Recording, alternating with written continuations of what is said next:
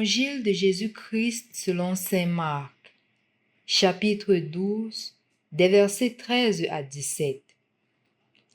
En ce temps-là, on envoya à Jésus des pharisiens et des partisans d'Hérode pour lui tendre un piège en le faisant parler.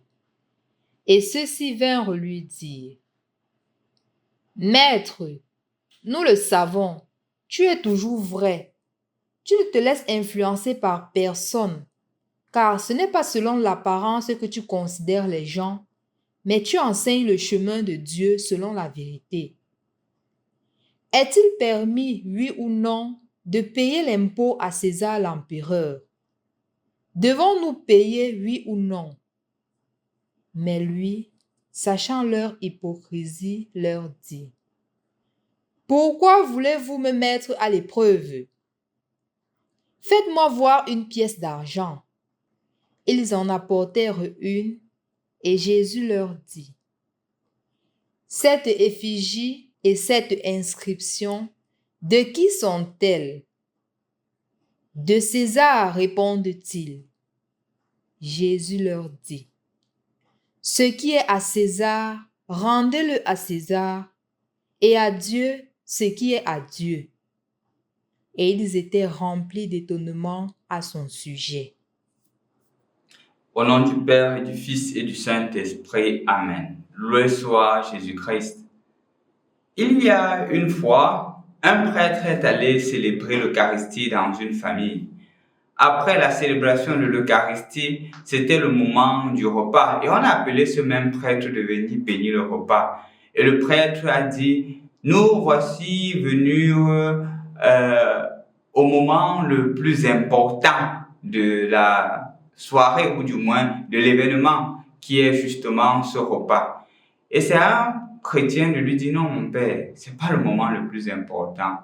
Le moment le plus important, c'est ce que nous avions fait précédemment, qui était l'Eucharistie, où nous avons rendu grâce à Dieu pour ses merveilles. » Bien sûr que le prêtre ne disait pas ça parce qu'il voulait le dire de lui-même, ou du moins parce qu'il était convaincu de cela. C'était une manière d'ambiancer ou d'animer la galerie.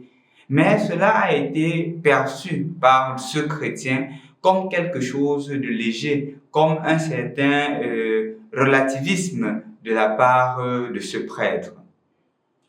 Dans l'évangile d'aujourd'hui, on rencontre des Hérodiens qui sont du parti au pouvoir et des pharisiens qui est la caste religieuse qui s'associent pour venir mettre Jésus à l'épreuve en le faisant parler, en étant capable de retirer quelque chose de lui à travers ce qu'il dira pour le faire périr. Justement, la parole. Qu'est-ce qui sort de nos bouches? Remarquez qu'on commence d'abord à flatter Jésus. On commence à faire l'éloge de Jésus. On commence à montrer comment Jésus est un homme vrai. On commence à montrer comment Jésus est un homme juste. Pour enfin lui dire: devrions-nous payer l'impôt à César, oui ou non? On met Jésus dans un dilemme. Clairement, si Jésus dit qu'il faut payer les impôts à César, il n'est pas en droite collaboration avec ce que la population était en train de subir.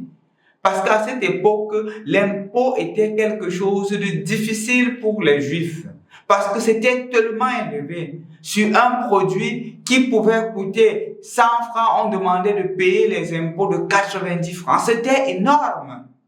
Et justement, le peuple en avait marre. Parce que c'était une nouvelle forme de servitude que le peuple traversait.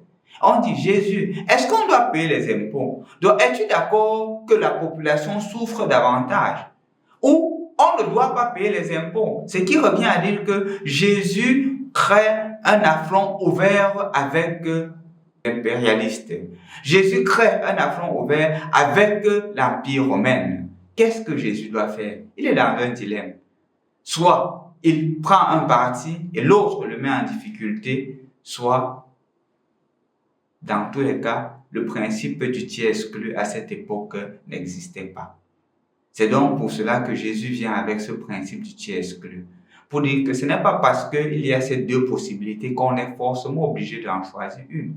Il y a une possibilité qui est claire. On peut bien suivre la loi de la société tout en étant religieux. Ce ne sont pas des choses qui s'opposent. Justement, ce que Jésus est en train de vouloir faire comprendre dans l'évangile d'aujourd'hui, c'est que quand on est profondément religieux, on est capable de vivre bien dans la société. Donner à César ce qui est à César et à Dieu ce qui est à Dieu. Si tu vis vraiment ta foi, tu es capable d'être honnête. Tu es capable de ne pas imputer aux autres des taxes qui sont hors normes. Si tu vis vraiment ta foi, tu es capable, comme gouverneur, comme responsable, d'appliquer des lois en fonction du plus pauvre. C'est ce que Jésus, en fait, est en train de créer dans l'évangile d'aujourd'hui. Et justement, ce qui sort de sa bouche n'est pas une parole qui détruit, mais une parole réconciliatrice.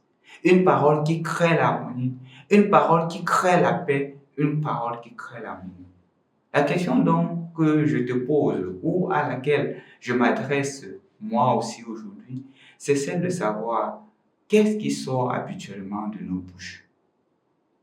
Est-ce que ce qui sort de notre bouche, c'est une parole qui est toujours en train de mettre en mal les autres, en train de critiquer les autres, en train de chercher à mettre les bâtons dans les roues des autres, en train de s'assurer que les autres tombent pour que nous puissions nous élever, ou ce sont des paroles qui réconfortent, qui redonnent courage?